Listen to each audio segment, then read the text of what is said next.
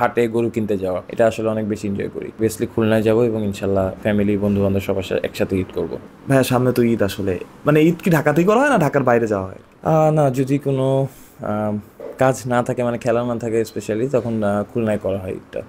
কেমন কাটে আসলে, মানে ছোটবেলায় কেমন কাটাতেন, এখন কেমন কাটে ঈদটা? না, কুরবানি ঈদ সবসময় একটা অন্যরকম মজা ফিলিংস থাকে, কারণ আমার কাছে মনে হয় যে সবসময় ওয়েট করি প্রতি বছর যে এই সময়টা ফাঁকা থাকলে হয়তো হাটে যে গরু কিনবো, এটা আমার কাছে একটা অন্যরকম আনন্দের ব্যাপার। তো অবভিয়াসলি খুলনায় যাবো এবং ইনশাল্লাহ হয়তো ফ্যামিলি বন্ধু বান্ধব সবার সাথে একসাথে ঈদ করবো।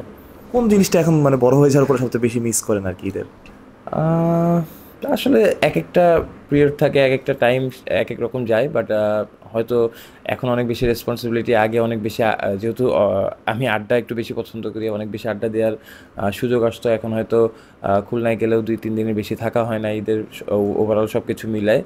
বাট আমার কাছে মনে হয় যে আলহামদুলিল্লাহ ভালো, বাট এনজয় করি সব থেকে বেশি বলতে গেলে যেটা হাটে গরু কিনতে যাওয়া, এটা আসলে অনেক বেশি এনজয় করি। আপনি ফুটবল অনেক পছন্দ করেন, ফুটবলটা খেলা হয় দেশের মানে এলাকাতে গেলে? হ্যাঁ, যদি সুযোগ পাওয়া যায় অবশ্যই খেলা, এবং ফুটবলটা আসলেই খুবই আমার কাছে মনে হয় যে জনপ্রিয় একটা খেলা, এবং আমিও খুব লাইক করি। সোহম ভাই, আপনার তো দেশের বাইরে অনেক ঈদ করেছেন, আসলে দেশের বাইরের ঈদগুলো কেমন কাটতো আসলে? আমরা রান্না বান্না করে খেতেন, এরকম ছিল? না, আসলে দেখেন খেলা থাকলে এরকম হয় না, বাট ফ্যামিলি থেকে বাইরে থাকা হয়। বাট আমার কাছে মনে হয় যে টিমমেট আমরা যারা আছি তারাও আমাদের একটা ফ্যামিলির মতো। তো একসাথে আসলে যদি সুযোগ পাওয়া যায় নামাজ পড়া বা একসাথে থাকা, অবভিয়াসলি প্র্যাকটিস বা খেলা থাকে, তো আসলে ওই যতটুকু সময় পাওয়া যায় এনজয় ভাবে করা হয়েছে। কোনো সালামি পেয়েছেন বড় ভাইদের থেকে, বা আপনি কোনো সালামি দিয়েছেন কাউকে? আহ, সালামির আসলে ডিপেন্ড করে, হ্যাঁ মজা ওইরকম দু একটা মোমেন্ট হয়তো বা আছে, বাট আসলে শেয়ার করার মতো এরকম কিছু না। আহ, কোন খাবারটা সবচেয়ে বেশি লাইক করেন ঈদের মধ্যে? বিফ।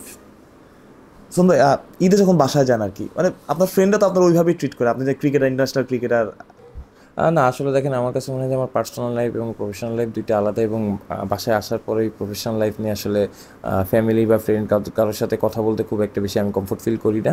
তো ওই জায়গা থেকে আমার কাছে মনে হয় যে দুইটা জিনিসের ডিফারেন্স দুই রকম, এবং নর্মালি যখন বাসায় আসি বা খুলনায় যাই ফ্রেন্ডদের সাথে আড্ডা মারি, নর্মালভাবেই অন্য সব কিছু নিয়ে আলোচনা হয় ক্রিকেটটা বাদে। ক্রিকেট মানে ওই ওই পেশাটা চলে আসে কিনা ক্রিকেট নিয়ে আলোচনা করতে গেলে, এই জন্য কি ক্রিকেটটা দূরে রাখা কিনা? না, এরকম কিছু না, একসাথে ক্রিকেট খেলা হয় বা ছোটোবেলায় খেলা হতো।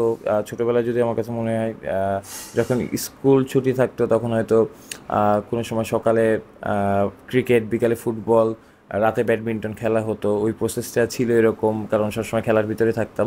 এখনও খুলনায় গেলে হয়তো আশেপাশে ক্রিকেট, ফুটবল এগুলো খেলার যদিও এখনও ওইরকম সময় পাওয়া যায় না, বাট চেষ্টা করি। সবসময় ওয়েট করি প্রতি বছর যে এই সময়টা ফাঁকা থাকলে হয়তো হাটে যে গরু কিনবো, এটা আমার কাছে একটা অন্যরকম আনন্দের ব্যাপার। তো অবভিয়াসলি খুলনায় যাবো এবং ইনশাল্লাহ হয়তো ফ্যামিলি বন্ধু বান্ধব সবার সাথে একসাথে ঈদ করবো।